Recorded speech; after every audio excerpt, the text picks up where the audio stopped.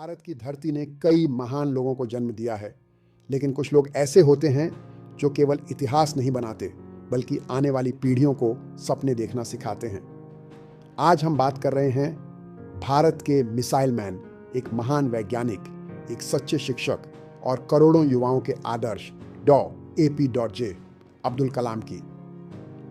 15 अक्टूबर 1931 तमिलनाडु के छोटे से शहर रामेश्वरम में एक साधारण मुस्लिम परिवार में एक बच्चा जन्म लेता है।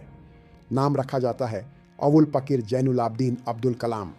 उनके पिता जैनुलाब्दीन कलाम ज़्यादा पढ़े लिखे नहीं थे, न ही बहुत अमीर थे, लेकिन उनके पास ईमानदारी, अनुशासन और सादगी की दौलत थी। अब्दुल कलाम बचपन में अखबार बेचकर अपने परिवार की मदद किया करते थे। सुबह सुबह अखबार बांटना उनकी रोज़ की ज़िंदगी का हिस्सा था। सोचिए, जो बच्चा कभी सड़क पर अखबार बेचता था, वही बच्चा एक दिन भारत का राष्ट्रपति बनेगा। यही है सपनों की असली ताकत। कलाम पढ़ाई में बहुत मेहनती थे। हालात कठिन थे, लेकिन हौसले मजबूत थे। उन्होंने सेंट जोसेफ कॉलेज, त्रिची से फिजिक्स में ग्रेजुएशन किया। इसके बाद मद्रास इंस्टीट्यूट ऑफ टेक्नोलॉजी में एरोस्पेस इंजीनियरिंग की पढ़ाई शुरू की। एक बार उनका एक प्रोजेक्ट समय पर पूरा नहीं हो पाया। प्रोफेसर ने पूरी क्लास के सामने उन्हें कड़ी डांट लगाई। कलाम उस दिन बहुत टूट गए, लेकिन उन्होंने हार नहीं मानी। उन्होंने खुद से कहा कि असफलता अंत नहीं है, बल्कि सीखने का मौका है। वह हमेशा कहते थे, दर्द अस्थायी होता है, लेकिन हार मान लेना स्थायी होता है। 1969 में डॉ. कलाम ISRO से जुड़े। यहाँ उन्होंने भारत का पहला स्वदेशी सैटेलाइट लॉन्च व्हीकल SLV-3 बनाया। पहली बार जब लॉन्च असफल हुआ तो पूरी जिम्मेदारी डॉ.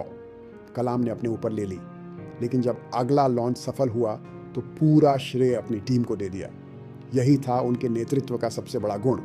इसके बाद उन्होंने DRDO में काम किया और भारत की ताकत बढ़ाने वाली अग्नि, पृथ्वी और आकाश जैसी मिसाइलों के विकास में महत्वपूर्ण भूमिका निभाई। इसी वजह से पूरी दुनिया ने उन्हें मिसाइल मैन ऑफ इंडिया कहा। 1998 में पोखरण परमाणु परीक्षण हुआ। डॉ. कलाम इस ऐतिहासिक मिशन के मुख्य वैज्ञानिक थे। पूरी दुनिया भारत को देख रही थी। भारत आत्मनिर्भर बन रहा था, लेकिन इतनी बड़ी सफलता के बाद भी डॉ. कलाम हमेशा विनम्र और शांत रहे, क्योंकि उनके लिए विज्ञान का मतलब था देश की सेवा। 2002 में एक साधारण वैज्ञानिक भारत का 11वां राष्ट्रपति बना, डॉ. A.P.J. Abdul Kalam people's president कहलाए। राष्ट्रपति भवन में रहते हुए भी उनकी सादगी नहीं बदली। न कोई दिखावा, न कोई घमंड। सबसे ज़्यादा मिलने आते थे बच्चे और छात्र। कलाम उनसे घंटों बात करते थे, उन्हें सपने देखने की प्रेरणा देते थे। वह हमेशा कहते थे, अगर भारत को विकसित देश बनाना है तो युवाओं को बड़े सपने देखने होंगे। उनका प्रसिद्ध कथन था, dream is not what you see in sleep. Dream is something that does not let you sleep. 27 जुलाई 2015 को शिलोंग में IIM के छात्रों को लेक्चर देते समय उन्हें दिल का दौरा पड़ा। वह मंच पर थे ज्ञान बांटते हुए और उसी अवस्था में इस दुनिया को अलविदा कह गए।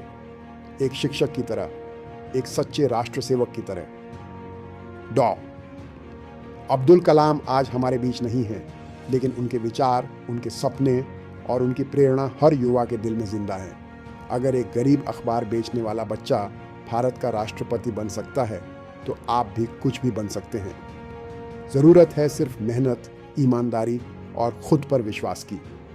महान लोग कभी मरते नहीं, वे विचार बनकर हमेशा जिंदा रहते हैं।